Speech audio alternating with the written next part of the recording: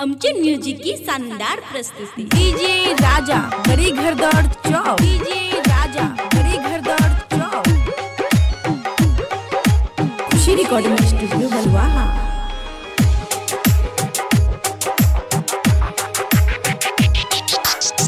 पूजा पाठ होला जब से सब कुछ होला तब से पूजा पाठ होला जब से सब कुछ होला तब से पान फूल ले आईनी हम खगड़िया बाजार से सरस्वती माता दीप जल लागल तोहरा द्वार के सरस्वती माता दीप जल लागल तोहरा द्वार के। डीजे राजा घरी घरदार चौक खुशी रिकॉर्डिंग स्टूडियो बलवाहा। मूरत के सूरत जैसे चमका तारू हो रात रानी जैसे माता गम का तारू हो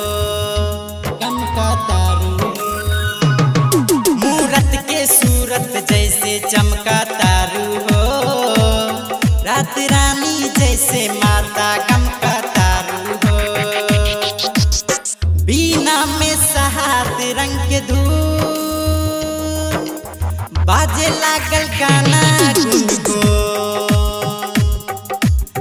लब गाँव में लागल बाटे मेला रसदार के सरस्वती माता दीप जल लागल तोहरा द्वार के सरस्वती माता दीप जल लागल तोहरा द्वार के। डीजे राजा घरी घरदार चौक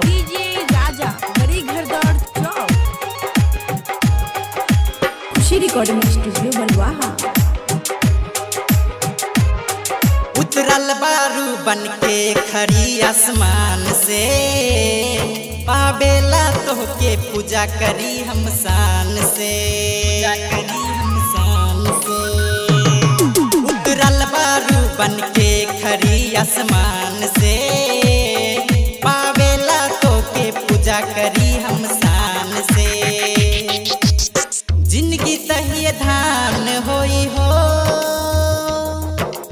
मुसारी लाल के गाना बजी हो।